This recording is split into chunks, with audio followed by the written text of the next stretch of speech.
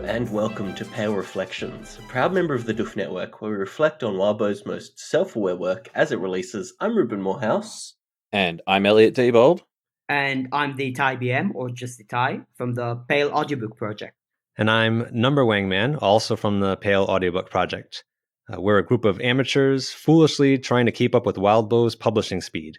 We've fallen behind a bit, but we've just recruited some new narrators and we're fighting hard to catch up. Thanks a lot for inviting us. Yeah, of course. It's great to have you here. I like that the first sentence you had there about being a group of amateurs foolishly trying to keep up with Wildbow's publishing speed. That actually applies to everyone here today. Yeah, it does. It's a foolish endeavor, but we do our best. We've joined the club.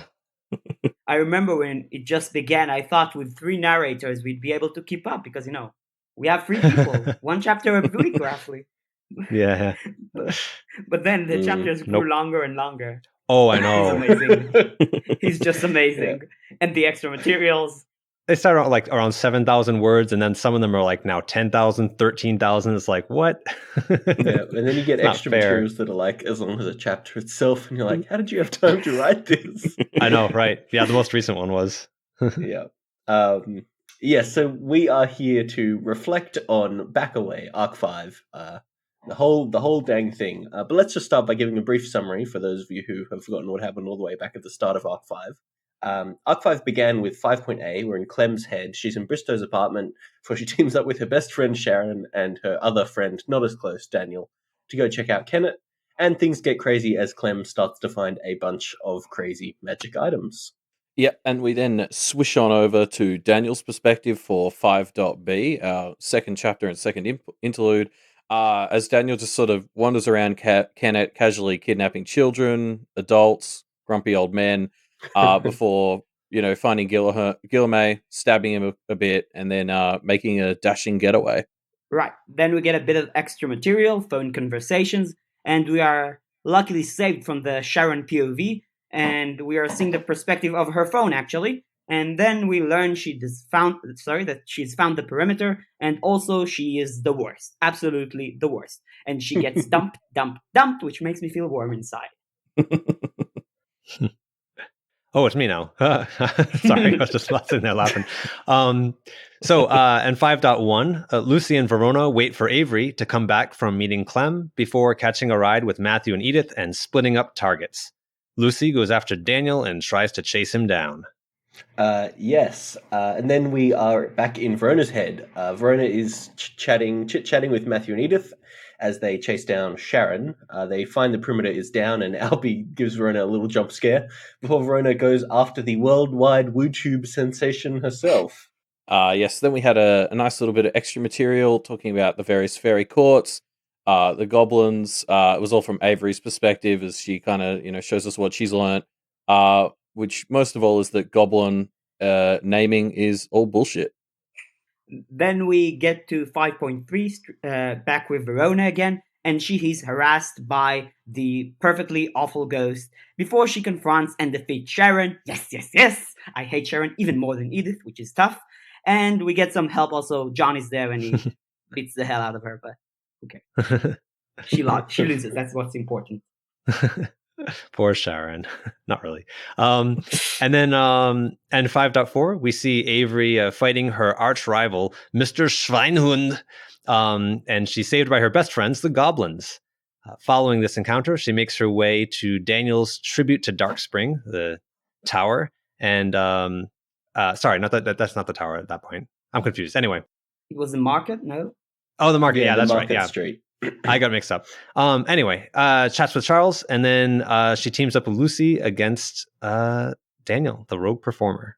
Yes. Then we get a bonus material. We just get to overhear a phone conversation. It's pretty fun. Written in an interesting way. Verona's calling Bristow, and he turns out to be even more of a huge piece of shit than we first thought, which is a high bar to clear. Yes, and then we jump into 5.C. C stands for Clem. We're back in her perspective. She gets chased by some adoring fans who really like her new earring, gets some life lessons from Guilherme, and eventually joins Avery and Lucy on team Stop Daniel, before deciding she just wants to go back home with him and Sharon. rather than be associated with Charles. Then we get to 5.5, where Verona and pals are check out where Clem saw the Carmine Cube before Lucy pulls the team aside to have the talk. It's a beautiful, touching moment, and promises are made between our gals. And then we go back to heartlessly killing all the town's intruders, including some weird 5,000 people. Sorry, people who count themselves until the world is destroyed, or at least 1 million people are.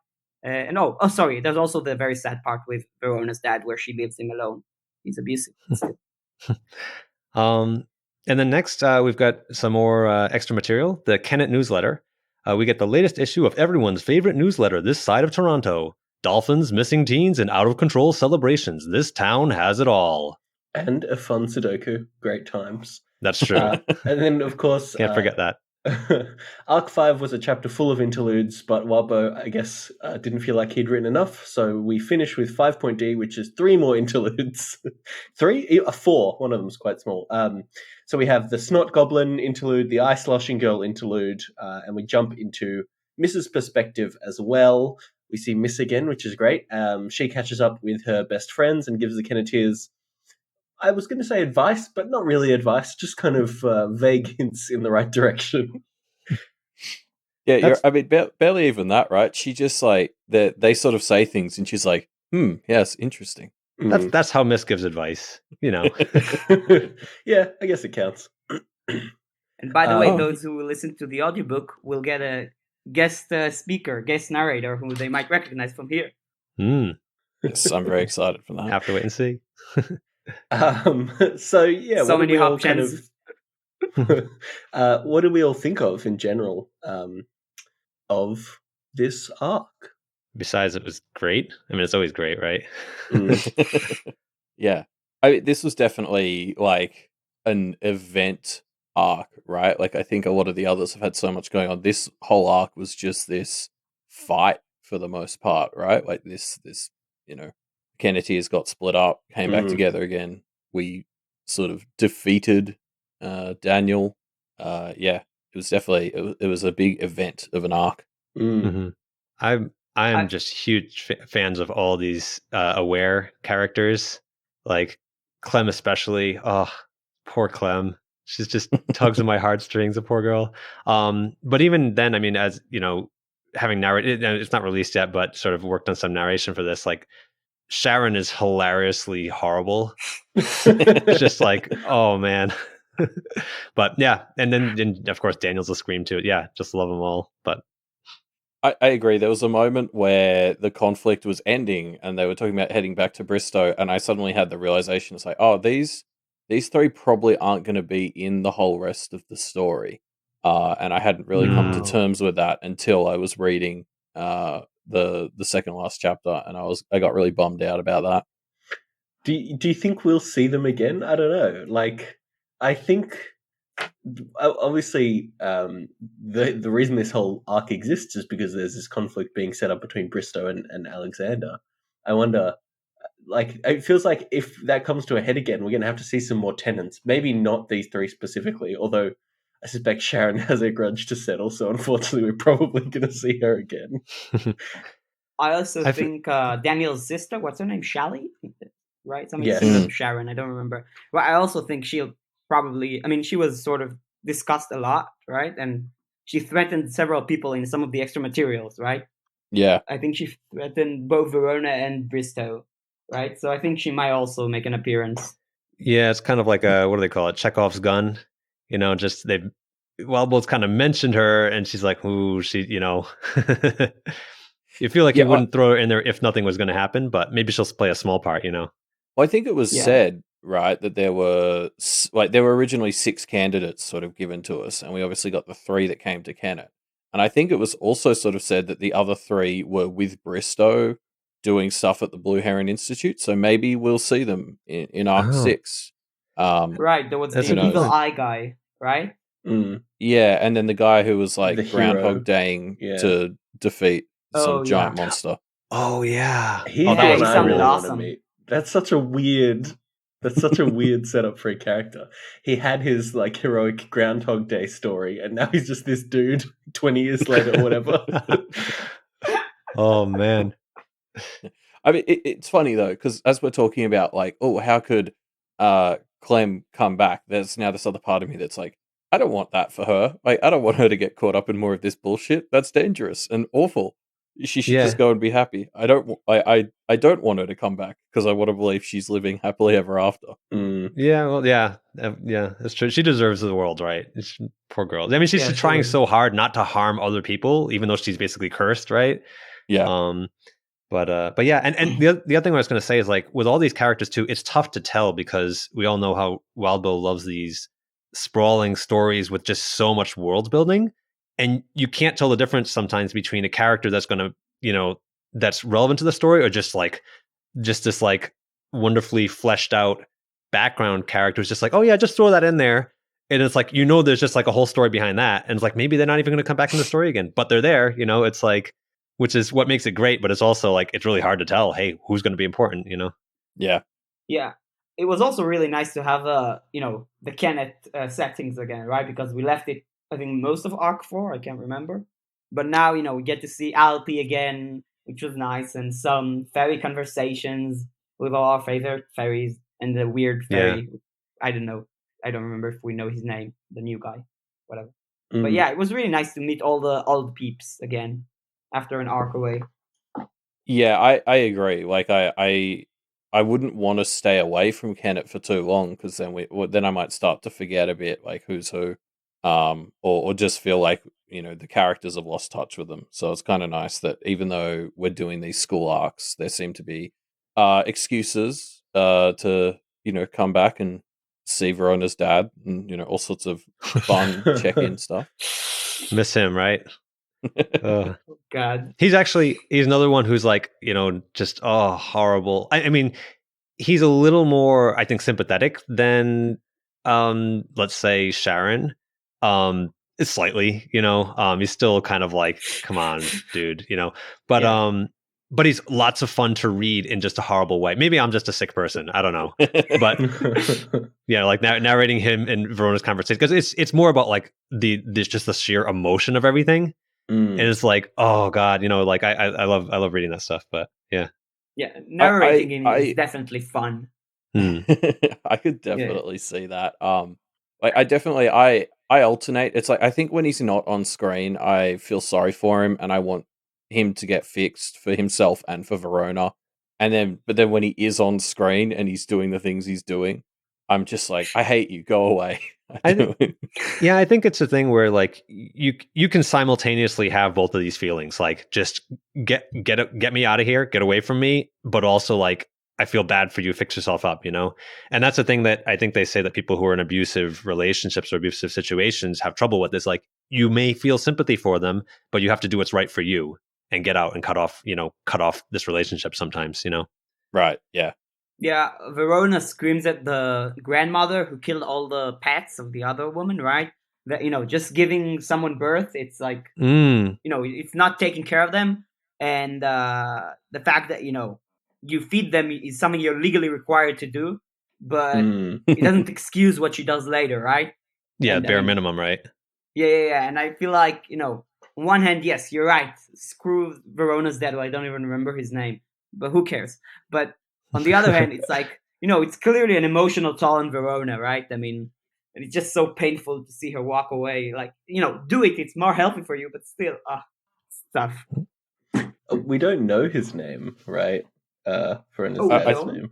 I don't think so. I think it's actually never been stated. It hasn't been said to us, which is an interesting bit of like dehumanization, but from the narration. I mean, I'm not saying that I'm never going to defend Verona's dad, but it's just interesting to see that there are clearly a few things that we can put our finger on that are like, oh, in at least one minute way, he's not being given a chance to be humanized to us.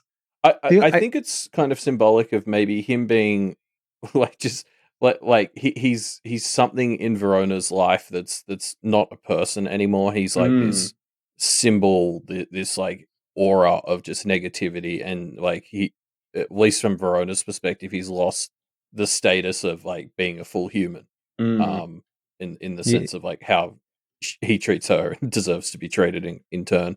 Yeah, and it's actually, if you think about it, like, Avery's parents, while not like outright abusive, they're just kind of there. She kind of doesn't get, like their relationship is kind of just like very kind of distant in a way. And I think it's only we know Lucy's mother's name, right? Jasmine, is that right? Yeah. And so she's the one who has like the strong sort of close relationship with her mother out of the three of them. And it's kind of interesting. She's the only one who we know her name. Yeah, I'm trying to remember. Have we heard Avery's parents' names? Maybe. Listen, if we have, I could very easily have forgotten them. Yeah. Yeah, if we have, it was in passing. Whereas I think like Jazz was very heavily established as Jazz. Mm-hmm. Yeah. We know all of Avery's siblings, like 20 of them. Yeah. Right. So to jump back to a bit of an earlier point you guys made, and I know I'm jumping around the notes that we've got in front of us here, but you brought up how fun it is to narrate Verona's dad, and this is something I wanted to ask you about. Like, how does doing the audiobook maybe change your relationships with the characters or your understanding of them? Because it's a very, like, having done a tiny bit of this stuff myself, it really changes the way you interact with the story when you are narrating it, like, because you pay attention to every single word. Yeah, I'd say you said it right there. It's like you have to notice every word. You notice a lot more details, that things like you're reading naturally. Sometimes you might just your brain like you think of something else for a second, and you're reading a little bit and you miss something, right? Whereas when you're narrating, you have to say it out loud, and that really does makes a difference. The other thing that's interesting is, from my point of view, is we're narrating not what's just been published. We're a little bit behind, so it's like you're going back and rereading. So it's the second time you're doing it, and that kind of influences things too, because you can you're taking a close look. And this is more like it's a weird thing. Like, most people wouldn't read the story and then go back and read a couple of chapters behind and reread them as they're going along. You might reread it again from the beginning once you finish, but so it's kind of an interesting way to experience it. But yeah, I mean, it's lots of fun. Itay, what do you? Yeah, I mean, for me, like, I really relate to what Aaron said, because sometimes, for example, in the part with the tower, right, in this arc, I completely missed the fact that there was a tower. Like, I got the plot because, I missed for a second. I don't know how, but I mean, sometimes, you miss something small and you miss the fact that it's like a major deal, and you realize everything around it, and you don't even realize something missing. But then when you try to narrate something, on one hand, it can be hard. Like, for example, doing Verona's dad and nailing the voice, it's like really fun. But then it's like, oh my God, what am I doing? And on the other hand, I don't know. I feel like it really helps you connect to characters to really need to change the voice. I think Elliot is actually the one that recommended us to, change our posture when we try to do different voices, right? And I don't know, it feels, I feel like much more connected, but I might be a bit, how to say, overstating it. But I don't know. That's how it feels for me, at least, when I'm asked on it now. Yeah, that was a great tip, by the way. I used that. What was it? Is it Talos? I'm trying to remember.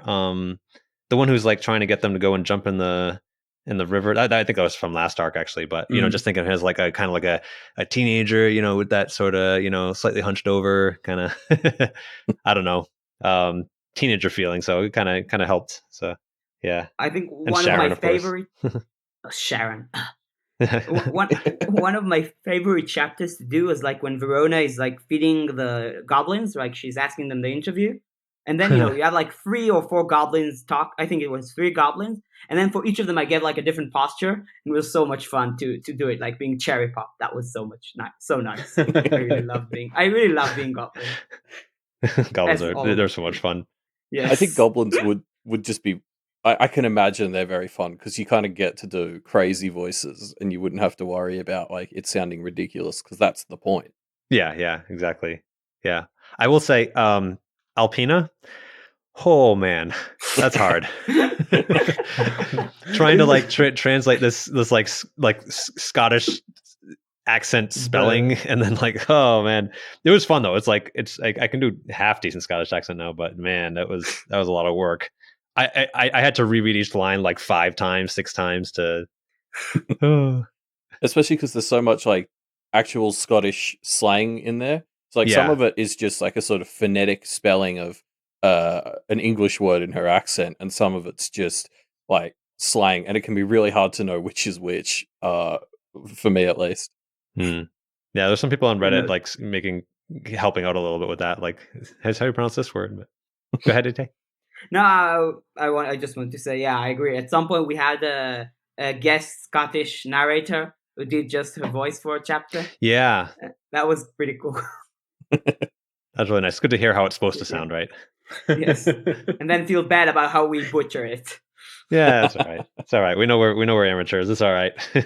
Yeah, it's not as bad as the extra materials doing them, because to go to the question of how does it feel. I mean, specifically for the extra material, it feels a bit, I don't know. I don't want to say. I mean, it's not cheap, but like, we're not doing it the full justice it deserves because we're not Wildbow. So how can you, do these amazing parts like with the? I mean, you cannot describe the drawings, for example. You never can. It's not possible, right?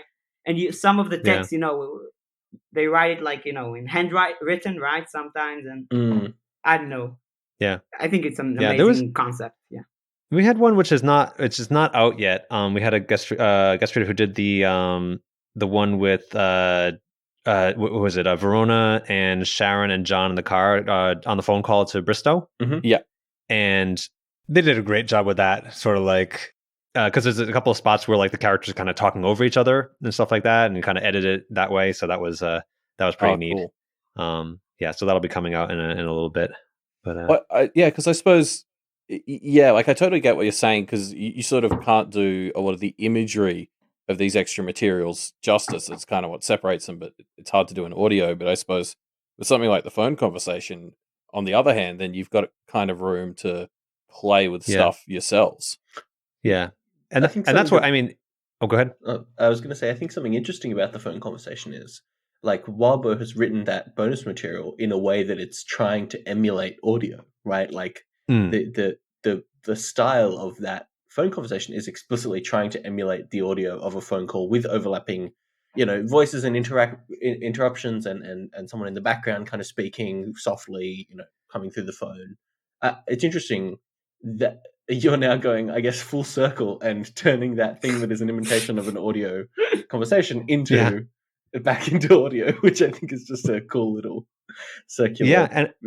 Absolutely. And I think, and this is something that's interesting because I've kind of been trying to read up a bit about how professionals do audiobooks and stuff. And someone I read made a really good point, which is that when you read written spoken dialogue, it's really the text that is an approximation of the speech. And so you can kind of bring that backward and say like, oh yeah, this is how this would actually sound, right? And so sometimes people will do stuff like if they say that a character is whispering, they actually whisper the line, and you don't mention that they whisper because you just whispered it, right? That would be redundant. Or if they say a character laughed, you can just literally laugh in the audio. I tried that once. I'm not brave enough to do it like all the time, but like once in a while, it's kind of if I feel I can do it a good job. But trying to laugh like a teenage girl is a bit of a tall order sometimes. Plus, then there's inherently a bit of your, I mean, not a huge amount, but to some extent, your editorializing of the text, right? I guess that's an interesting trade-off of like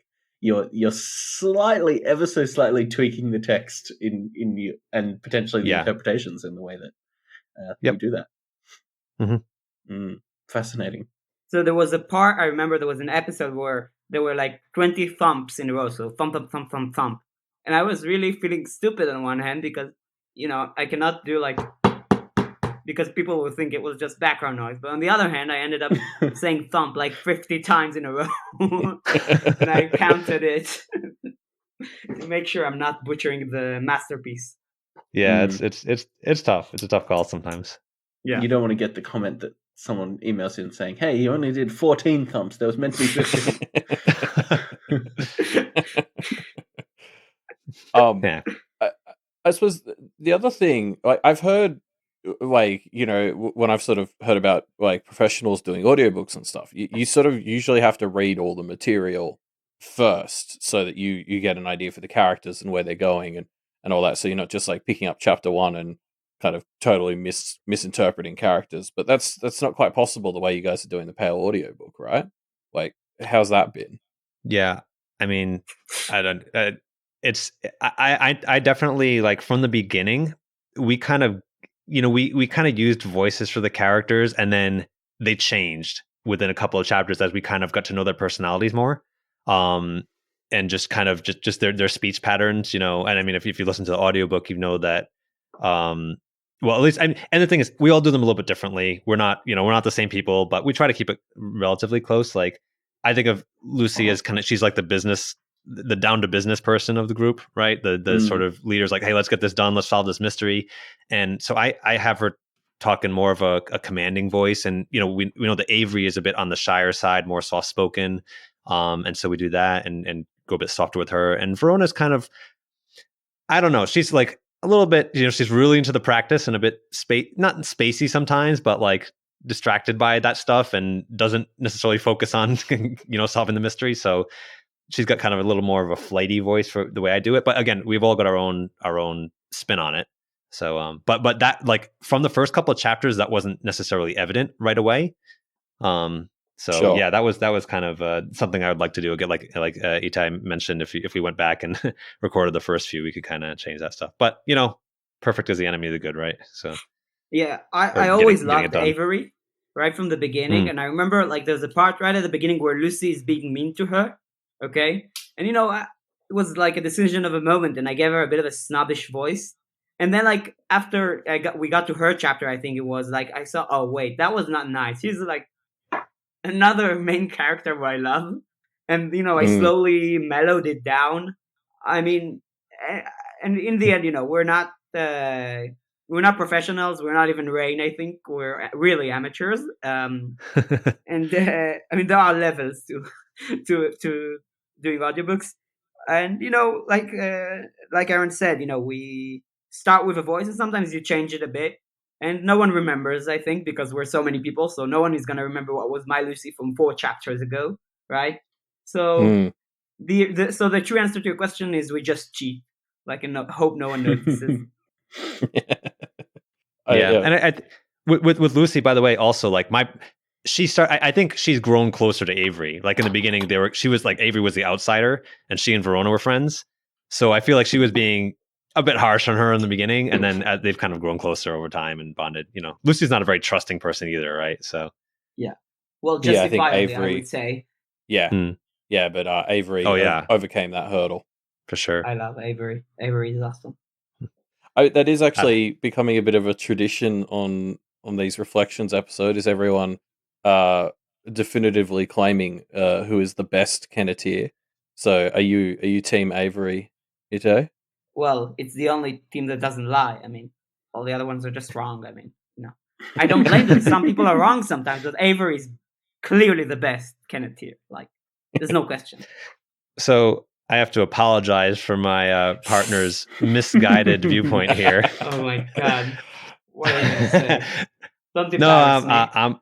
I gotta say, Lucy's my girl. And it's sorry about that. It's not like again, I'm probably biased because I've probably done a sort of like I've leaned heavily on like Lucy's chapters for the ones I've narrated, but oh man, no, just the way that, and again, this is credit to Wildbow being like clearly not a black teenage girl, but writing the perspective of a black teenage girl and doing it in a way that like opened my eyes to it's sort of about systemic racism and something that I don't have experience with, and it's something you hear about, but getting into the head of the character makes me a lot more aware of this, and as something that realizing what a lot of black people go through, and I don't know. It's not like I don't claim to be like super enlightened or woke about this or now or whatever, but it's just like I just love getting into Lucy's head, because of those little moments, like things like the fact that she has to spend so much time on her hair in the morning, just as a way of taking away something that other people could use against her, essentially. And yeah, I just love it. So again, I agree. I can't say that that's necessarily realistic. It seems like it to me, but I'm not a black teenage girl. So no, I want to emphasize, I agree Lucy is awesome, so is Verona, but Avery is objectively better. That's all I'm saying. Okay.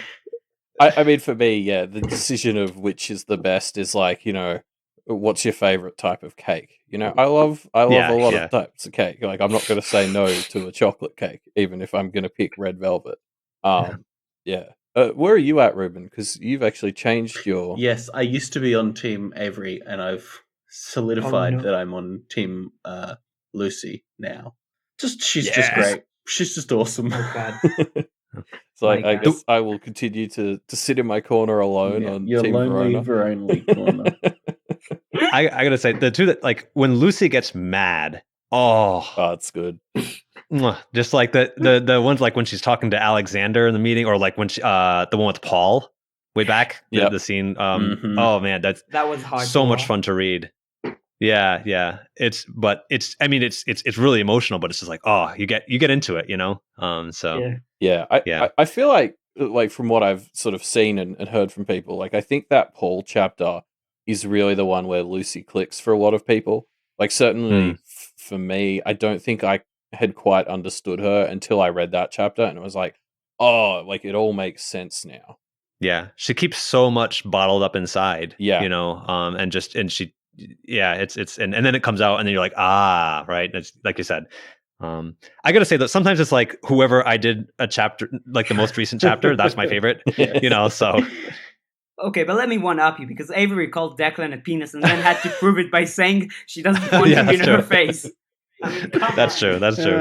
Avery's good too. Yeah. They're all. Oh man. I mean, that's the thing, right? I mean, the fact that your favorite can be the one that you just did the latest chapter of really speaks to the strength of the characters. Yeah. I've done a Clem one recently. Like, I'm a huge fan of Clem now. Not even one of the protagonists, but love her too. Yeah, thank God I do think Sharon POV. Yeah, that was. Oh yeah. That was such a great decision. Like when I booted up the extra material and it was Sharon's phone, I was like, oh, thank goodness. I did not want to have to read a whole chapter from her head. Yeah, I kept it in the notes because it was completely an accurate description of my thoughts. I mean, 100% I agree with that estimate.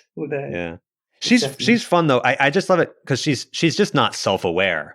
Right? She's one of those people who's like, because there's very few people who are like racist and would call themselves racist, right? There's most people are just sort of like, you know, they just have some way of justifying their viewpoints or their actions, and it's like, so, and obviously she's kind of, you know, piece of shit, but it's you know, she's funny too, you know, it's just like just how horrible she is.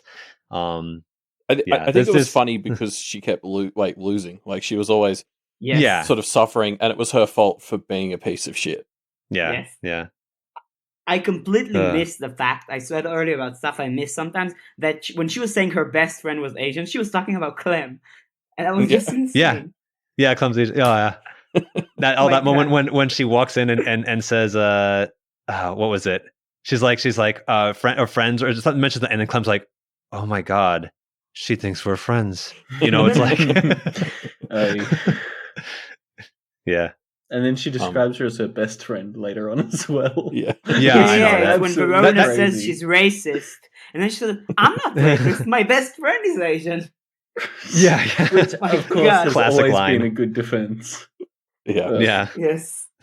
That's so funny. So, to sort of what you said about, like, you know, I think it's a testament to how well Wildbow's balanced the characters that in just about every one of these that we do, there's somebody representing every Kenneteer. Like, it feels balanced. Like, I don't think there's anyone, you know, you don't have that thing where it's like you boot up a Lucy chapter and it's like, oh, no, like, you know, everyone loves all three of these. How's it been, you know, reading the story or doing the audiobook, like juggling three different perspectives, because that's definitely like from Wildbow stories, that's new to this story.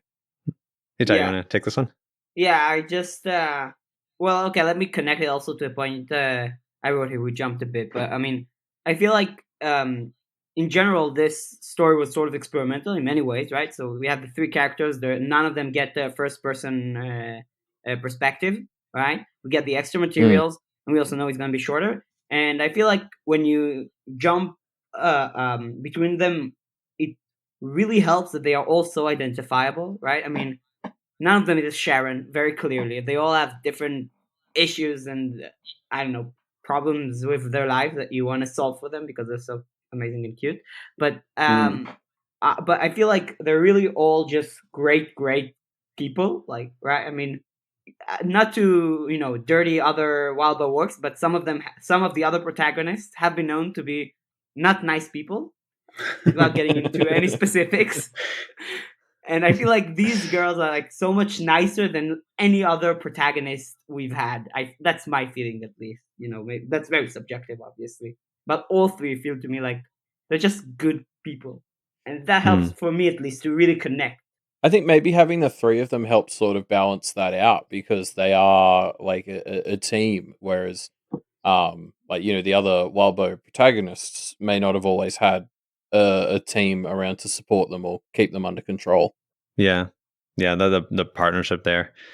And I think sorry, what was it? What was the question you asked just a minute ago?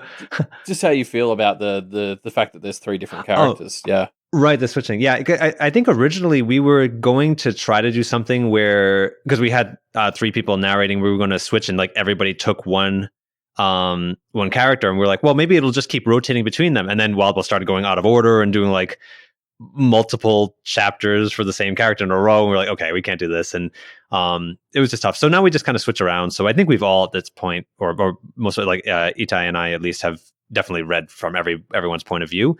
Which is good. It's kind of you get into the different characters' head more.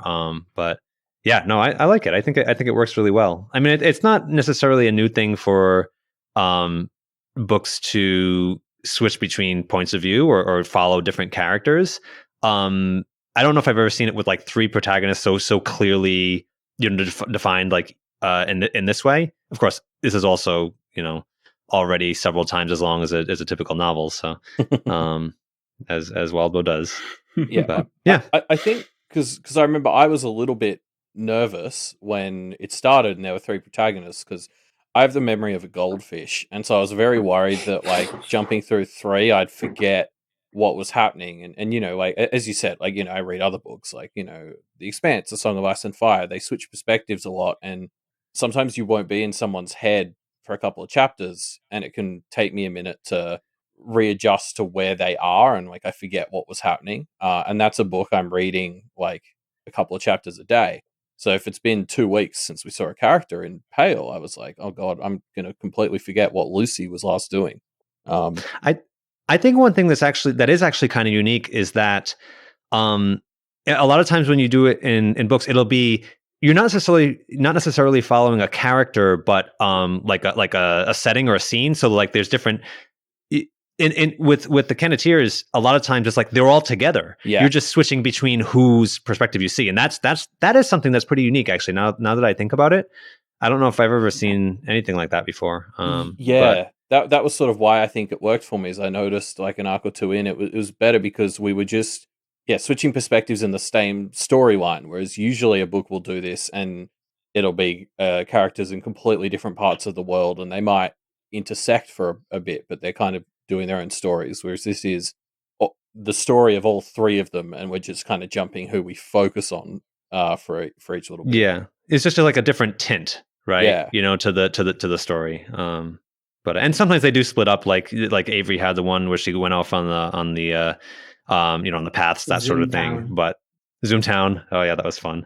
Yeah, but most of them are most of them together. So I think we've reached the point now where I'm so comfortable with the three of them, they can split up more, and I find it less daunting. Like I think if they'd spent like Arc 5, they actually spent most of it exactly really far apart from each other, and I was fine with that. Whereas if that had been how spread out they were in Arc 1, I might have just lost the plot. Right. So anything else you guys are feeling about Arc 5 or the story in general? Oh man, it's just, I don't know. I'm just as far as like predictions or anything, I'm just along for the ride. I'm just enjoying it. It's lots of fun. So I almost don't think about it too much. With the audiobook, it's kind of mechanical sometimes. You're just like, well, just read, right? And so you do pick up stuff on the chapter you're reading, but as far as like, I don't have a lot of time to think ahead about what's going to happen next. I do follow it on Reddit and whatever, and just see what people are saying. But as far as speculating, don't have the attention span for that right now. But I think you guys did want to know at some point our predictions and stuff, right? Yeah, we will force some out of you later on. All right. It has to happen. Every single guest that comes on, we have to ask them who they think did it. But we'll get to that in a little bit. Fair enough. Any other general thoughts about Arc 5? So I feel like in this arc, we had several really tragic characters, right? We always have tragic because it's Wildbow, but like specifically Guillermo, right? Really tragic. And Daniel Clem, also Verona's dad, technically. And I mean, some of them at least landed better for me as tragic, while others less. Specifically, I think Guillermo a bit less. And Verona's dad is always a big mess, and I was wondering what landed for you guys and why. Do you want to start, Elliot? Yeah, sure. I think the character whose tragedy most sort of hit me emotionally was probably Daniel's. Just that idea of somebody who had a taste of something that made them happy, and then they lost it, was just particularly tragic to me, and especially like the eventual realization that actually that wasn't what he needed. I really liked that as a resolution to that sort of idea, because I think it's very easy to get caught up chasing something that isn't actually good for you. And that really resonated with me. Yeah, I mean, he's like almost like it's just like an analogy for a drug addict, like a meth addict or something. But man, it's rough, right? Yeah, hearing him just like talk about how just everything is so just trash in our world, you know. Well, there was also like an interesting child actor sort of angle to it as well, where he's someone who'd been brought in and then spat back out, and I hadn't thought about that at all, but yeah, that's a great sort of metaphor. Yeah. I think from my perspective, I don't think this is tragic in the same sense, but I really feel bad for Miss, and not the fact that she's been vanished, although that's bad too. Just that it seems from what we know of the story so far, she basically has been trying to set up this Kennet as a haven, right? A haven for others to be able to have a relatively solid life and be, unmolested, as it were. And it's just, things are just going so bad for it through no fault of hers that she's had to literally bail to try and keep it safe, and all these things are going wrong. And it's like, oh man, you had good intentions, Miss. I really hate that you're trying to better the world, and the world seems to not want to allow that. Yeah. There's still hope for her, though. I mean, we've got Kenneteers, who right at the end of this arc, she established she still thinks can do it, and she seems confident she'll be back before the end of the summer, which is very impressive. So she's maybe not tragic yet. She's there's hope. There's always hope, right? That's what Wildbow does before he crushes it. But then there's a little hope at the end, I don't know. By the way, do you buy her explanation / analogy to the Solomon seal? Because she very clearly did not say it in a way that would, make her have problems if it was inaccurate in some way. You mean? Oh, go ahead. Oh, I will say, so obviously we have sort of covered in our other stuff, the very first chapter of Arc 6, which I think served as an interesting counter or just a different perspective, I suppose, to Mrs. This is meant to be our Arc 5 one, so I won't get too deep into it, but it's interesting seeing how someone like Mrs. perspective can be very different from another practitioner's or something. I do think Miss has a real aptitude for noticing patterns and consequences for things, so I'm very I do lean towards assuming that she's right, at least through the lens she's looking at it through. I was nodding, by the way. I mean, you couldn't have seen it. I was nodding. I do think, I mean, we get this explanation of the seal through the perspective of an other, right? Which inherently is going to taint it a bit. I think there's a read where you could say that the seal is, we needed a way for humans to have this structure to defend themselves against really dangerous monsters, right? Your ogres or whatever that go around eating people, and that could be an explanation for how the seal came about as well. That is one that paints others as much more villainous and monstrous. I don't think that's correct, and Mrs. One is incorrect. I think it's just we're just seeing it through a different lens, So I think it's valid. Yeah, I mean, like what Kenneth brings up to me is that like not all of these others are inherently monstrous, right? Like the seal seems to kind of work on this assumption that it needs to protect humanity from all others, and then like most of the others we're meeting in Kenneth, that's not actually really true. Like you don't need to oppress someone like Miss or whatever to keep innocence safe, depending on who killed the Carmine Beast, maybe, but. Yeah. I think it's others are just like people, and that there's some good ones, there's some that are gonna cause you some trouble, but it is really interesting. That's a good point about Cool. Any other thoughts on Arc 5 before we start to move into some other predictions and stuff? I want to call out one because somebody's just written a dot point, which is just interesting thing about Snowdrop. Yes, what is the interesting thing about Snowdrop? that was me. No, so this is something you guys asked. Anything we want to say, and it's not about Arc 5 specifically. And I don't.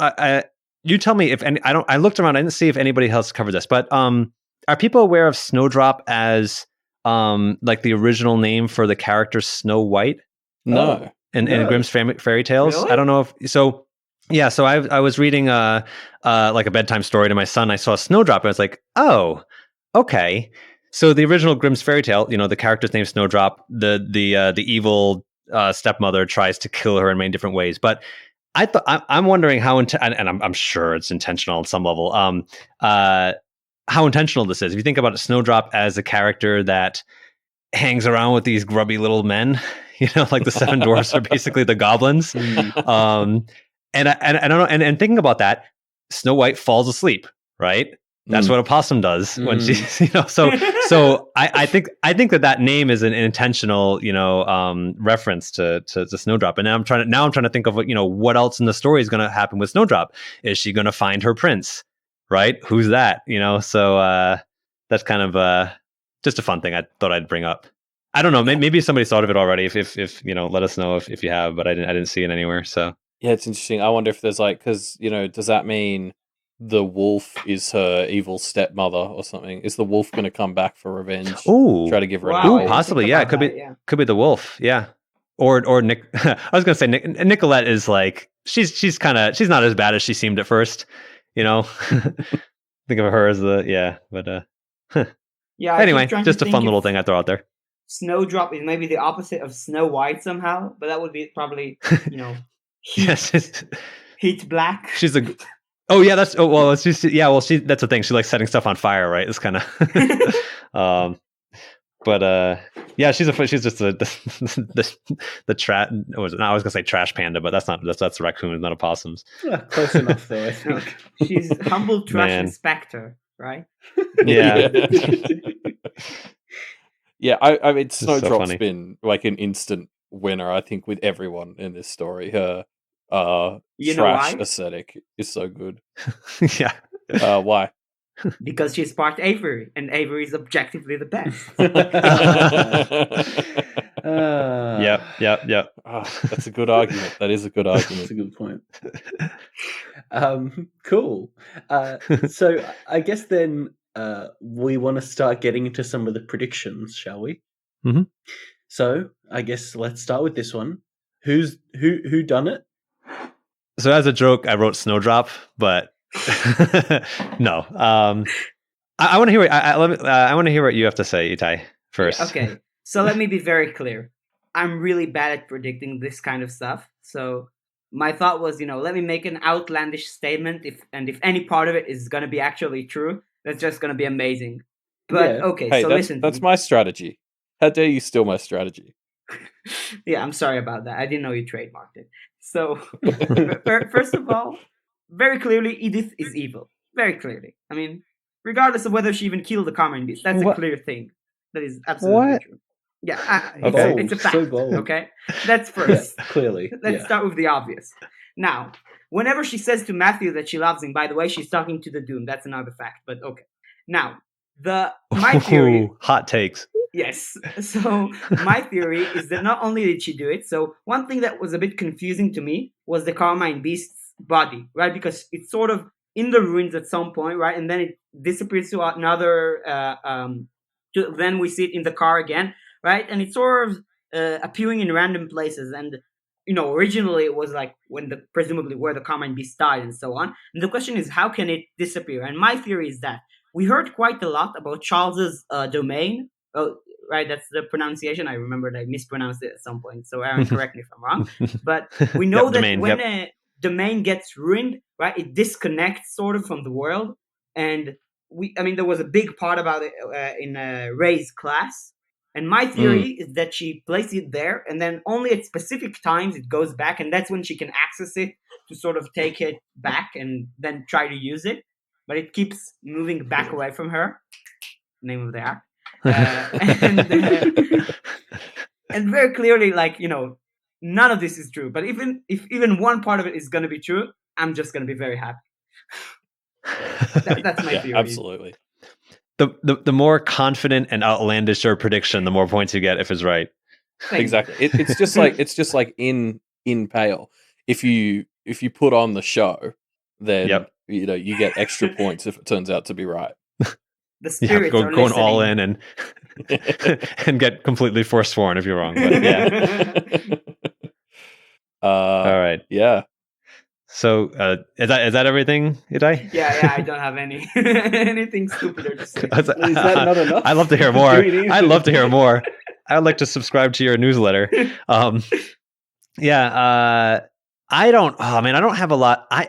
I've got this sneaking suspicion that Miss is masterminding the whole thing, and the only reason, or at least already knows what happened.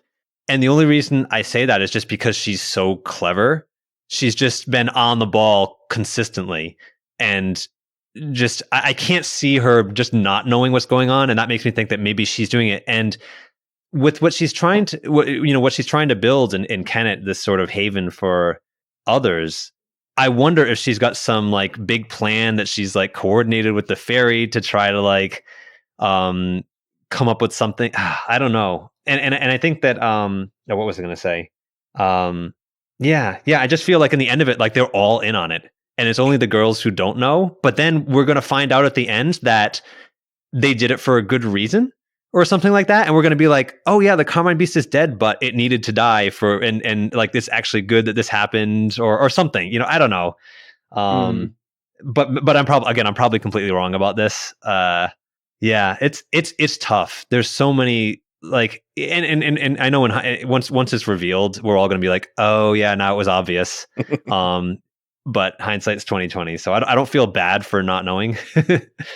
I completely agree. There's so many moving parts, and I think that's why a Wobbo mystery is working so well, because it's so easy to lose track of all these parts. And then, as you said, like I recently started a reread through the audiobook, and listening to 1.1 like with Verona, it was all there, like all the stuff about her wanting to become other. And like all this characterization, like when you reread it from the end of Arc 5, you're just like, oh god, like this reads so differently and so obviously now that we know who Verona is. And this story is just going to be all of that. Like once we know who did it and why, you're just going to be rereading like even the prologue probably, and just like I remember exactly that scene you're talking about, because I narrated that one, and that was like her dad coming home and just nitpicking all of her cleaning. That stuff. Yeah, that was Or even these things, like I remember when I first read it being confused about what it meant that she didn't like to change her clothes. She just liked to have a few clothes that were hers, and she didn't want to update them as she was growing.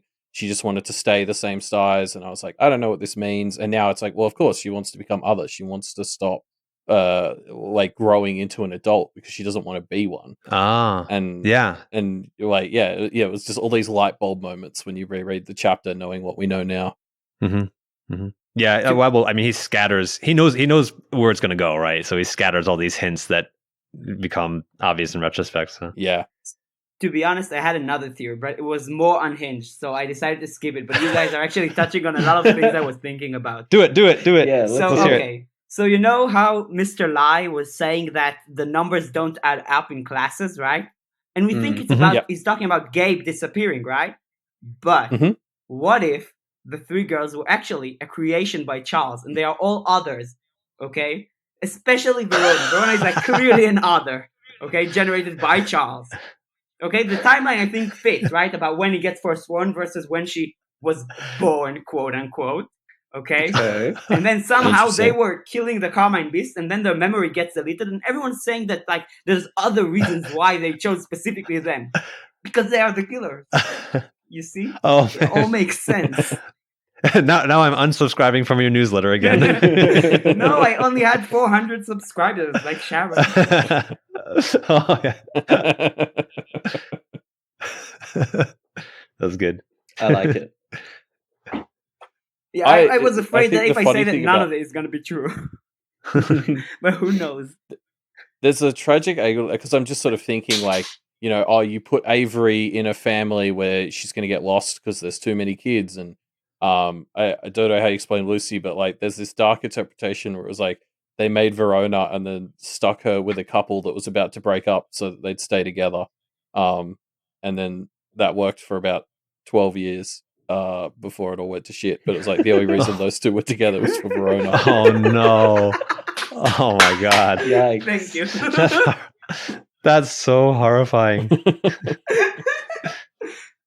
If we crack it, I need a reward. By the way, if this is actually true, that's gonna be amazing. I don't know. Yeah. I don't see a No, lot I of don't- evidence I for this don't one, see guys. it, I'm gonna be yeah. honest. I'm kidding.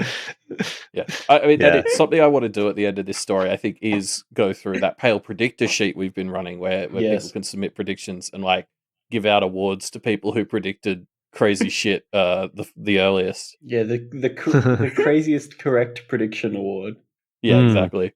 Yeah, I haven't Yeah. read it because I'm really afraid. You know, I remember. I don't remember if it was Scott or Matt, right? In Worm, I'm not gonna say what, but he predicted a lot of stuff really accurately, and I'm really afraid I'm gonna read something that's actually real. Because like Wild Dogs readers are smarter than me, and they probably actually figured out some stuff. Yeah, there's some crazy ones like what's it? Oh, actually, wait, I don't know. We shouldn't do spoilers for other work, so I won't mention it. But yeah, I think there was I one know, about. You mean? I think I know the one from Ward that you're talking Yes. about. Yeah, the Yeah, Ward yeah, one was yeah. just insane. Yeah, And they were speaking about it in analyzing Ward, and I always read like one arc behind, also in Pale Reflections, to make sure to reduce the probability of being spoiled exactly by you guys being too smart. And I was like, oh my god, they just discovered it, and they're saying this. Yeah, someone just said this, but that's an insane theory, and I it don't- looks like it figures things out. I don't People know. are Maybe I'm amazing. weird, but I don't mind getting spoiled that much if it's not like a mass. Like I don't know. Like it's still a really enjoyable story. I don't know, because even if it's kind of what's going to happen, the way that it happens is always a surprise. I don't know. I'm probably just definitely agree. strange. No, otherwise I wouldn't have read Worm like 4 times or something. Yeah. What do you guys think? You mind spoilers or?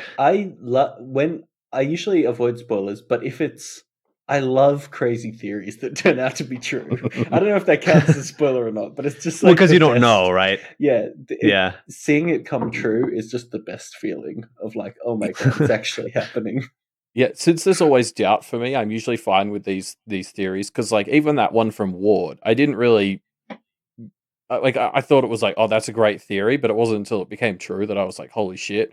And there's probably a bunch of those in our Pale Predictor already, where I've probably read like the correct answer or close to the correct answer and just been like, ah, cool.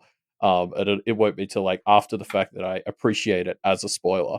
Because right now I'm confused enough by Wildbow's, crazy machine of a story that I'm not confident that any of them is right. What chance do you guys think? Like, okay, so if you had, effectively infinite time to just read the story up until where it is right now, and say like, what chance do you think you'd have of actually figuring out what happened with the Carmine Beast? You know what I mean? Like, is there enough information in there to figure it out if you go through it with a fine tooth comb and try to put all the clues together? My bet is that it is all in there, but I would be unable to find it. Like, it's going to be obvious in retrospect. But well, if there's enough, the thing is, if there's enough red herrings, it's tough, right? Exactly. Yeah. I think but in retrospect, it'll be easy to be like, oh, that was our clue. But like right now, I can't. I'm not clever enough to put that together.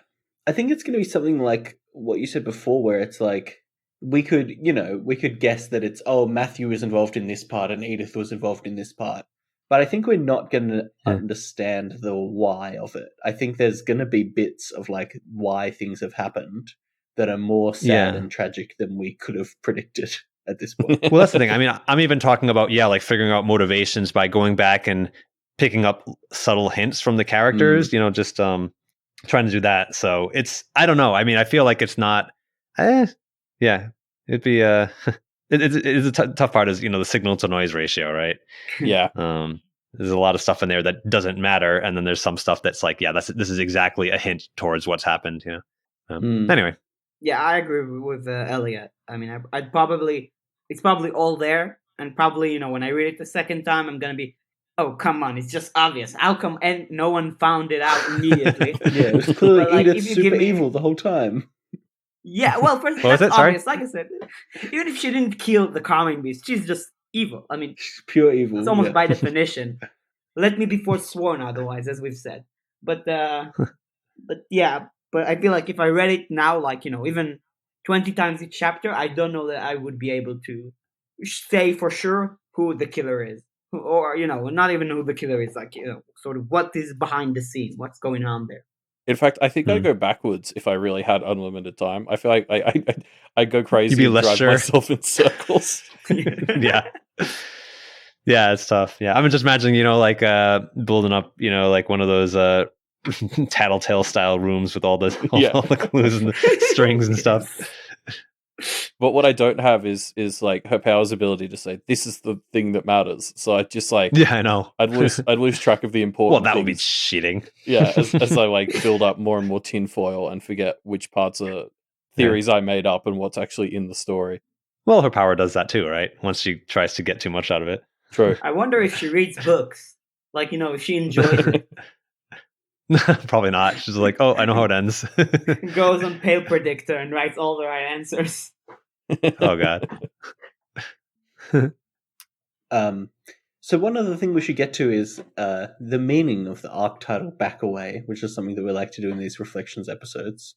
Think about where that meaning comes from. Yeah. So the definition of back away as an idiom is to like move backwards away from something, like obviously. But there's usually a connotation of like you being frightened as you do so. Or like if there was like a plan, like if somebody has a plan, you might back away from the plan. And that's sort of you saying, I don't want to be involved in this anymore. Those are sort of the two ways it's usually interpreted. Yeah. You agree? Sorry, are we? Yeah. So yeah, I can sort of go for. I obviously had this interpretation of there was so much focus on people like Clem and Melissa at the height of this, like backing away from the world of magic. Like Clem kind of got scared off getting her answers from Charles. I don't think it worked on Melissa, but they tried to get her to back away. Obviously, Daniel chose not to chase his glamour. And then right at the end, we had sort of Verona calming down on her plan to secretly become a cat girl.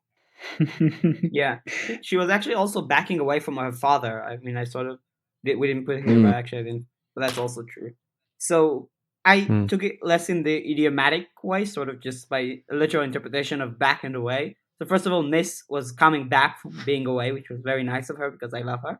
And also very deeply, they were starting the the arc back in Kennet, right? And by the end, they were away again. So they were back and away. Just the plot. It's and the Hobbit, like the subtitle of the Hobbit is There and Back Again. That's also just Arc 5 of Pale. It's a ripoff of the Hobbit. Yeah. You heard it here first. They're the same story. Um, Sharon Yeah. is Smaug. Yeah. Oh my god. That's I'm gonna try to do a Smaug voice next time I have to read Sharon. There's there's actually and then I think one other thing about back away, you can almost think of it as there's there's also like a physical backing away, like actually because I just thought of this as you guys were saying this, all of the others that are kind of invading Kennet, it's almost like a command from the others who are trying to protect it, saying like, listen, just back away, like step back, you're not coming in here, and Yeah. but it's just it's Also for the tenants actually and Bristow, right? I mean, they also sort of, the girls are coming there and like, back away, don't come here, right? yeah it's just basically everybody trying to like stop each other from doing stuff, right? The whole chapter, but this and I think also like you mentioned the definition is something usually because it's like because you're frightened or whatever, or for a lot of these characters, like Daniel and the glamour, it's like dangerous, it's really bad for him, right? Yeah. And that's sort of a important thing, and likewise for Verona, I think our from our point of view, it's like, this sounds like a terrible idea to turn into an other, in the sense that she's trying to do it as a way of escaping her family situation, and it's like that's Verona's so practice focused that that's what her mind goes to. She's like, hey, here's an out, I'll become an other. It's like, well hold on a second, there might be a simpler way to deal with this problem. But yeah, it's and I mean the girls got her back, and I really like the way that they handled that, trying to support her and and understand where she's coming from, but like also just be like, like we're worried about you, so I don't know. Back away, I always wonder if there's like another meaning of back away, but I can't think of any other sort of I think in general, what's the most frequent. Oh, sorry, go ahead. No, I was just going to say, I think in general, I think this arc just has a lot of people backing down from very extreme things happening, which is, I think, good. I think it's good in most of the cases. Because something we've got to keep an eye on for arc 6 is Bristow looks like he's not going to regret having sent these three. So Verona is presumably going to get gainsaid soon. So I wonder. That's going to be interesting to see. Remind me, what did she say? They sort of had a bet where if he regrets sending them, he gets gainsaid, and if he doesn't, then Verona does. Right, that was the phone call, wasn't it? Yes, yeah. So I think it looks like he's going to come out on top of that. She's got time though, right? Well, I suppose, but like, we don't know exactly what the rules are, but it's something to watch out for, I suppose. Is if Verona suddenly becomes really bad at practice, I guess we know why, because I don't think she's told the others. Ooh, yeah. Who was in the car with her? There was John, right? And there wasn't John Sharon. and Sharon. Oh, just these two? I see. Yeah. So it's just John. Yeah. Sharon was unconscious for a good part of the conversation, I think. Good riddance. So one thing I was like, so you've got it written down here, Clem backing away from her answers, and that's the one that I'm really like, I'm very torn about. Like, clearly she made a decision that feels right to her, but I just wonder how much of that is Bristow's setting everything up to keep all the aware in his as his tenants, instead of letting them get out. And I'm just like, I just really want Clem to get away from her gilded lily curse. Poor Clem. I mean, it's interesting because it did him. Yeah, yeah, exactly. Like I still do hold out hope that Clem can ruin Bristow's life when she gets back. But yeah, that was why I thought that moment was so interesting, where she said no and decided to go home, because I think it felt like a victory that she backed away from learning more about the practice, because it does sound like it makes everything worse. I guess I don't know if I believe that, but I got the impression that we were meant to sort of think her not chasing those answers is a good thing, from what everyone was telling her. But then on the other hand, the other half of that is she's going back to Bristow, and I don't like that part. So I was very conflicted about the whole decision there. I think it's kind of funny. It's like, hey, we want Clem to do this thing. Let's send our most convincing person, Charles. You know, it's like nobody. Just if you want something to happen, not to happen, just have Charles advocate for it. You know, it's really, I don't know. So Poor Charles. it's just hilarious. So nobody, right? nobody listens to. Yeah, nobody listens to him. He doesn't get no respect. But. He's below Cherry Pop. Yeah, I know. That was hilarious. Harsh. Yeah, you didn't mention that the goblins and fairies was actually, had dual authors, right? Both Avery and not Cherry Pop. Sorry, Snowdrop. Oh, I got confused. Sorry, it's late at night here. My brain is only half working. No worries. Yeah, that's true. There were Snowdrop editorialisms in there, which was fun. Yeah, we learned about dust bunnies thanks to her. Are you guys? Oh, the dust bunnies. That was funny. You guys, I think I'm finally getting used to Snowdrop speak now. Like I can read it and just kind of mentally translate it, and just anything Snowdrop says is the opposite, right? And sort of, it was hard in the beginning, but now it's kind of natural. I don't know. I still get caught up when we haven't heard from her in a bit. Once in a while, yeah. Like in 5.D, right at the end, there's that moment where Snowdrop finds Miss, and she says, "Don't look." And when I first read that for a second, I was like, "Why shouldn't they look?" Oh, I'm an idiot. Yeah. So yeah, I definitely sometimes it still takes me a second. The interlude from her perspective messed with my head. You guys probably went over this already, but when it was like, oh, actually, because a lot of her statements were kind of ambiguous. Yeah. In the beginning, and then you realize, oh yeah, no, she's just talking normally now. It's like, oof. I have to go reread that one. I only realized that very, very late, and I was very, very confused by it. Like, what the hell? Is that what she thinks? Like, what's going on here?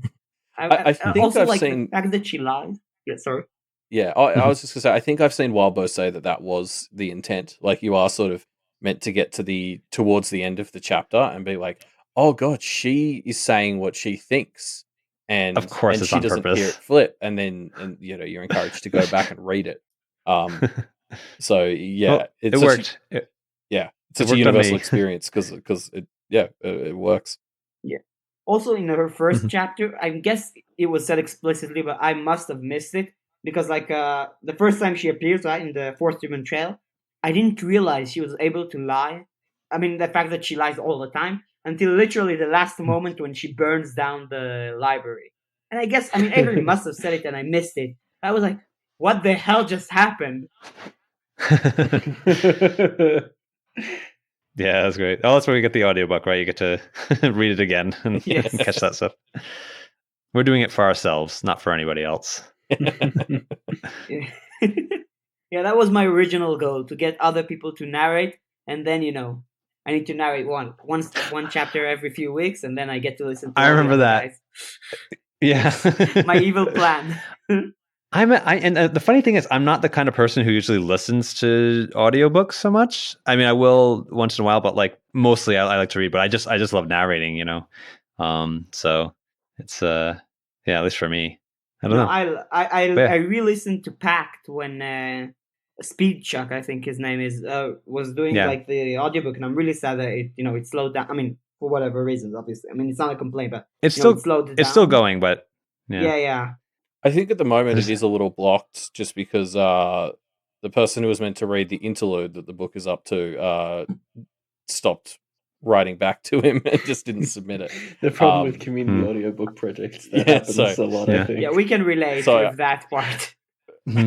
So I think it is coming back, but he kept getting actually like professional audiobook jobs, and that slowed it down.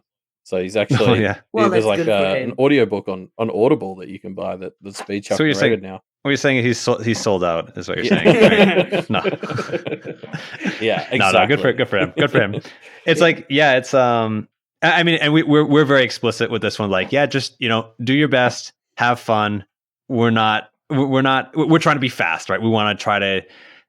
The original goal was to try to keep up with Wildbow, and obviously that's really hard. So, but we're only one arc behind so far about. And we just got a bunch of new people, so we're hoping that we can catch up. So, cool, awesome. Well, speaking of, where can people go to catch the Pale audiobook? It's on I think a lot of the major podcast not podcasting, but podcasting platforms like there's iTunes and we use Stitcher, Anchor, but so it's, Spotify, yeah, all them good guys. all Google Podcasts as well, or Google? No, I meant all them good guys. Google Podcast didn't let me because I don't live in the US, or they have very limited service for some reason. Maybe we can start. We'll see if we can sort that out. But I think most people have ways of getting to it. So that was a hurdle we had to go through. Google Play just didn't want to let us submit our podcasts because we were Australian. What a nightmare that was. Oh man. Okay. Well, I'm in the US, so maybe I'll sort that out. I didn't realize. Sorry. Yeah. I hope people can find it anyway. But there's also we'll throw a link. Yeah, that was what I was about to say. There's probably a link in your in this podcast somewhere, and also you can go to the Pale Index. That I forgot the name of the dude who upholds it. Feralax. But he's a nice dude. Yeah, Feralax. Yep. So so there you can see also which chapters have been released, which how behind are we, and also for the Pale Reflections, you can see when the new chapters are gonna come out. So I'm plugging this podcast in the podcast. In case anyone doesn't know how to listen to this show.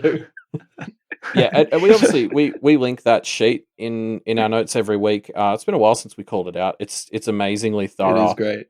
As you said, it's got the audiobook links. It's got links to our Reddit threads. It's got like a separate sheet, like another tab with like every piece of Pale fan art, which is like a ridiculously large number of fan art stuff in there now. Including it catalogs like where it's spoils for. It's such an asset, this sheet. So check it out if you haven't looked at it for a while. One thing, and I think I've mentioned it to the author, that I find really useful is the word counts for each chapter, so you know how much work you got in store for you. I do check those before sitting down to do my live read, just to get a mental picture in my head of how long I'm roughly going to be doing that live read. Yeah. 13,000 words ago one coming up. Fun. No, it is fun. I'm complaining, but it's we love it. So yeah, exactly. I was not aware of the second tab, and now I'm looking at it, and there's so much fan art here. That's awesome. Yeah. All right. I guess that's all we've got. So thanks for joining us again, folks. If people want to check out more from us, you can check out our Twitter, which is @MediaMD Podcast. That's where we do those live reads I was just mentioning. There's also doofmedia.com. That's the place to find all the other podcasts that are good. So check it out. All right. Thanks for having us. It's been a blast. Thanks for inviting us. While you're checking out Doof Media, you can also support all the shows by going to patreon.com/Doof Media, and while you're there, go to patreon.com/Wildbow and support creators. You guys don't have a Patreon, I guess. Is there a good way to support you guys? Just listen to the show? Yeah, there's a very good way. You think about the money you want to give us, you double that amount and give it to Wildbow. You can also triple it. We would not complain. Yeah. Or if you want to, if you're interested in doing some narrating, that's we're new narrators are welcome. We usually have people start out with some extra material because it's generally shorter. That's not always true. But if you I know. If you want to try your hand at it, come along. That will also be great. We'd love to have you. So if you want to support these projects, don't back away from Patreon. Nice. Good one, Elliot. All right. All right, folks. Thanks for joining us. Audience, thanks for listening. Do we want to do a Backed to Pact? I'm seeing a little bit of notes on that here. I have a few questions I'd be happy to ask if you guys are alive and well. All right, well, let's get into spoilers. If you haven't read Pact, now's the time to finish. That was the end of the episode. And for the rest of you, let's get Backed to Pact. So my first question is something that actually Aaron mentioned. So I think Aware is a really awesome concept that I don't think we actually seen in Pact. And it's a very short question because I think the only Aware that we sort of saw there were the black guards, right? Which were sort of just regular people that were able to lie for the practitioners. And I was wondering if maybe there are others that I may have missed. And if the Blackthorns, actually, that was another thing I was thinking about. If they were going to be... Yeah. Oh, sorry. I was just gonna say, I think you're right. Like, because I think I remember in Deep Impact, Ruben and I trying to come up with a word for people who weren't innocent but weren't awoken practitioners. Mm, And that was in like Arc 13 or something. So, mm. uh, if the word aware was in Pact, we certainly missed it. Yeah, I think the only instance of somebody who was innocent but kind of aware were the blackguards, and that was very much people kind of making that choice still, not people like Bristow's victims. Yeah, I can't think of any other examples of aware types that we saw. So Yeah, I'm trying to my think, but second, I I think, can't more think of any. interesting. So my second more interesting question, I think, is, so so you ask sometimes people who didn't read Pact what they feel like if they have missed something, right? Or if they're, I don't know, feeling something missing Mm, from the experience. And I was wondering if you guys feel that by reading Pact, we may have actually, missed something that we could have gotten like for the first time in Pale. That's something that sort of would be nice if actually you read Pale first. mm. Yeah, I was chatting about this with Jay on our Discord the other day because Jade just started Pale, and they just started Pale Reflections, and they sort of were like, having read Pact, they're like, it's a bit frustrating listening to Elliot and Reuben in episode 1 pretend like they don't know the words like practitioner or awakening ceremony. And I was sort of like, yeah, don't worry, that was just as annoying to do as it was um to hear. But I think that had an added side benefit where, because I was sort of constantly having to think as I wrote the notes, how does this look to somebody who hasn't read Pact? I think that hopefully we got closer to that headspace than we otherwise might have. Like, if Pale Reflections from the start had Pact spoilers, I think it might have taken us a bit longer to notice some of the things Pale was doing differently, because we might have been stuck in the headspace of like, others can be monsters. Mm. For me, one thing that I kept on thinking, I think, from Pact that was sort of, I think, not necessarily a good idea, was the people were always warning you that you should not define others, right? That it's very dangerous Yeah. to think of others like as fairies or whatever. And here I felt like it was maybe more well defined, like we're meeting sort of more stable spirits, or sorry, not spirits, more stable others that were a bit more well defined, each with a sort of more complete story. And I know it's something small, but I was thinking if maybe you guys, from your high seats of the True Analysis podcast, might have What other ideas. what Or Aaron. one thing I would say that just that I can kind of think of a counter example a little bit of that though, like I think of Toad Swallow as an example, right? The goblin who's semi respectable, Mm. Yeah. like or acts there's like it, at least. Yeah. yeah, actually, and I mean, some of this, I don't know how much of this is an act, but I feel like goblins would have a lot of trouble even acting, even pretending to be, half decent in a way. And likewise, I think I would say the goblins and the fairies, the ones that really, for me, like Guilherme in particular, because he's a lot of times Lucy mentions like they're always getting warned about the fairy, and yet Guilherme seems like a half decent guy. And maybe that's just him playing through his story, that's just the part of his life. Like he's done all of his horrible things. I think people have mentioned that. But yeah, I just feel like I'm really curious to see about the others, specifically the ones in Kennet, how they violate, because they're the girls are kind of like learning more about others, and they're like, hey, well, our others don't seem exactly the same. They don't always fit the mold. Mm. So I'm really curious to see how, if that plays into things. I mean, maybe it'll turn out that some of the things where they seemed not to follow the typical pattern for their type of thing were deception or something. But yeah, that's what I was thinking of that. So Yeah, I sort of had the same thought in our most recent episode, which you guys wouldn't have actually had time to listen to. So to repeat myself like a little bit, like yeah, like if goblins are sort of meant to be the ugly truth of humanity, Toadswallow kind of sits in an odd spot there because he does acting, like he puts on airs, like he's not he is a bit more of an actor than the sort of bluntness of the other goblins. And we learned in that extra material in Arc 5, he's been to a lot of the fairy courts and been in their markets. Like he's just such a That's weird. Just so weird for a goblin, right? Yeah. And similarly, like Yorme, you're right, sits sort of on the other side where he's less, or he's seemingly sort of, a bit more blunt than a lot of the other fairies we've seen. And a popular theory we've had come through Pale Predictor recently is that like Guilherme might actually be a goodie, who's trying to help the Kenneteers. So yeah, is Kennet a place that Miss was building to let others break free of patterns and break the mold?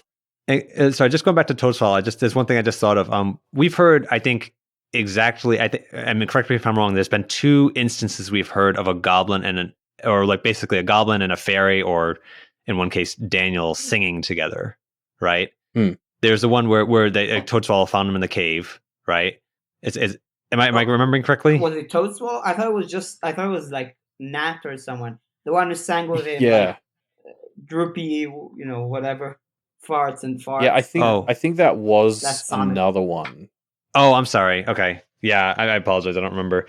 And then there was one in the simulation, wasn't there? What's his name? Mr. Sunshine, Ray Sunshine's simulated fairy courts, and I think Lucy mentioned she heard something that could only be a goblin singing with a fairy.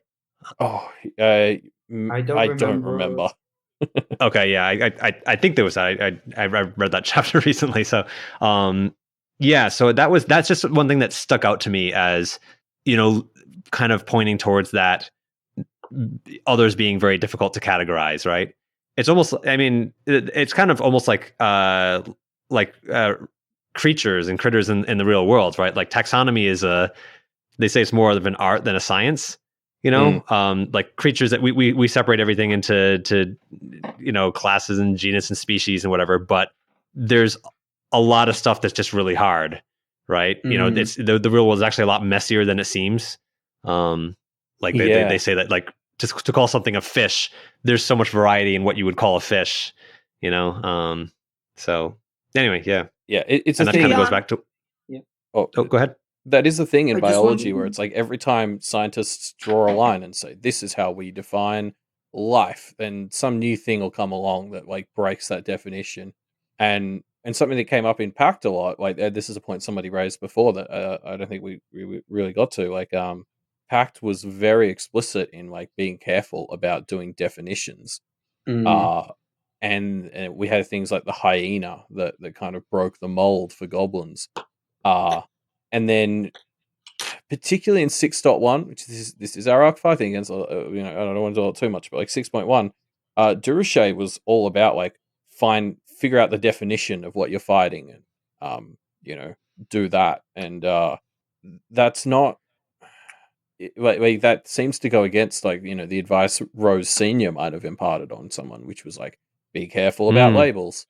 So yeah, I'm interested to see if that's going to start to come into Pale, because that kind of might be the whole point of what we've talked about with Kennet, is a lot of these others are kind of less defined by their labels, and maybe everyone's too cavalier about saying, oh, Toadswall is a goblin, so XYZ is true about him. Yeah. I'm looking forward to.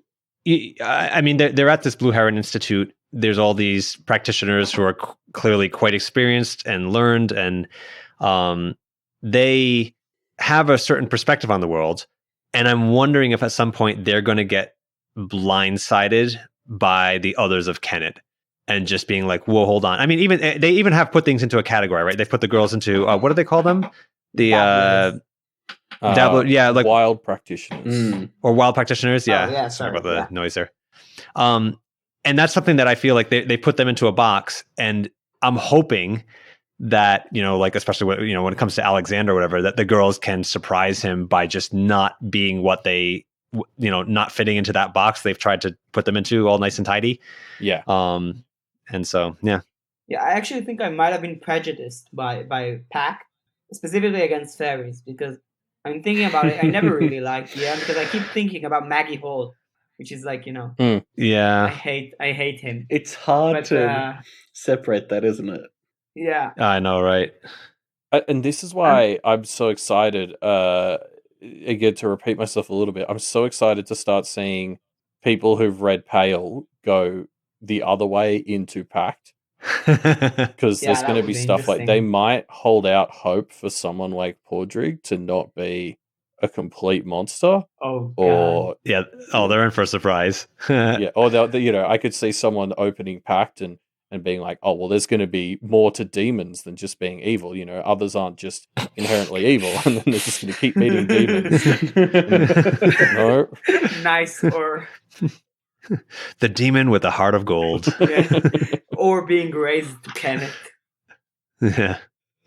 I think it's a thing. Well, we know like Wildbow really likes to subvert expectations a lot of times, and just mess around with the tropes you're used to. So I am really interested to see what happens with Guilherme. But yeah, it's yeah. Okay, that's all I had to say. Cool. Any other Pact specific stuff that we want to touch on while we're here? Edith is evil. Avery is the best. Just I said it twice each. I think this is the third time. So now Okay. Yeah, No, that's okay. true. Yeah. Yeah. I don't say it. If John is, do you think John's evil too? I think both John and Edith are kind of ruthless when they need to be, but they don't. She doesn't feel like more evil than John to me. Although maybe John is more just like that's his nature, and Edith is. You could say that Edith is. I mean, she's a fire. She burns stuff, right? It's a candle. John is a hard I don't know. ass, but Edith is just evil. Like, how do you call There's- She's from one of the choirs, definitely. I don't know which yet. What? Maybe the abstract one. She's sort of an abstract spirit. These claims are man. getting bolder. I love it. I do. I gotta say, John and Lucy is one of my favorite pairings. Yes. Just I want to see some fan art of like, so I've been trying. I do fan art once in a while, but like have not been done like anything since we started Our on this. I have cover no art. fan, but Our cover art is Yeah, fan art. Very nice one. that was me. Thank you. Oh, nice. But just what was it? There's that one scene where this is back a couple last arc. I don't remember the one where they were in the what's the guy, the Cold Tears guy? Yeah. And they're in the Uchiwawa. yeah Something like that. yeah, and they were in the forest, and I think like John was like helping Lucy over a log or something like that. Just a scene like that. Just they're both so badass in different ways, But yeah. So anyway, that's just nothing to do with Pact or anything like that. Sorry, I just had to say it. Yeah, sure. So fun. Yeah, Pact just seems like it's so much darker than Pale. Do you feel that? I almost feel like Pale is like is Wildbow's attempt at making something that's young adults, but it's still clearly like it's still really dark, but not as dark. I don't know. Yeah, I agree. But if one of them dies, I'm gonna be so mad. If one of them even that does like a Blake disappears for an hour, that's gonna be horrible. Don't say it. Yeah, I refuse to accept that. Yeah. The Forest Ribbon Trail was bad enough, right? I mean, I was so worried. Yeah. I think the Hungry Choir, like that first interlude, was sort of the point where it was like, okay, so this isn't like not horrifying, like because it had. You're right. Up until that point, it was like, oh, this is like a nicer side of the world to Pact, and then we sort of got the Hungry Choir interlude, and I was like, okay, but it's not all roses. This is still the same world as Pact. Yeah. Poor Gabe. It's just like it's almost like a. Yeah, I mean, people have mentioned it before. Blake was such bad karma, right? Worse than Charles, probably. So it's not. We are getting a viewpoint, like I think a more typical practitioner viewpoint, right? When you're not just drowned in negative karma.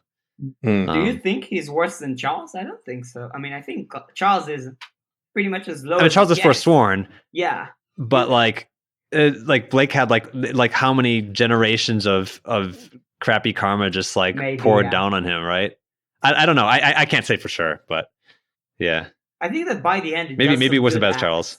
I think by the end he does some good acts, and then he gets a bit of like good karma. I think at some point he gets some good things happening. Was it after he went to the abyss and that kind of in a sense wiped the slate clean, or am I confused about that? Yeah, I think because Rose became the heir at that point, he sort of didn't have it sitting on him anymore. It moved over to her.